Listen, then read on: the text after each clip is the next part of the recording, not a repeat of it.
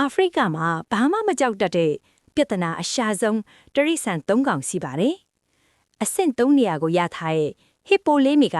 ကြည့်ရင်ချစ်စရာကောင်းတယ်လို့ထင်ရပါတယ်နော်။ဒါပေမဲ့အာဖရိကမှာလူသေးဆုံးမှုအများဆုံးဖြစ်စေတဲ့တရိษံတွေထဲမှာသူကဆရာကြီးပါ။မြင်နှုန်း30ကီလိုမီတာ/အာဝါလောက်ပြေးနိုင်ပြီးရေထဲမှာဆိုရင်ပိုအန်ဒီရများပါတယ်။သူ့နယ်မြေကိုထိပါလာပြီလို့ထင်ရင်တေးတဲ့ထီတိုက်ခိုက်မဲ့ပြီလေးတွေပါ။နံပါတ်2နေရာမှာကတော့ခုလက်ရှိအာဖရိကမှာရောဂိမ်းပေါင်း900ထဲမှာပါစိုးသွမ်းနေတဲ့ African Buffalo တွေပါပဲ။ဒီကောင်ကိုတော့ Africa ရဲ့ most dangerous animal လို့တောင်ခေါ်ကြပါတယ်။အလေးချိန်8 ကီလိုဂရမ်ကျော်ရှိပြီးအုပ်စုဖွဲနေထိုင်ကြပါတယ်။နောက်ဆုံးနံပါတ်1နေရာကိုရသူကတော့ဒီမလောက်လေးမလောက်စားအကောင်လေးပါ။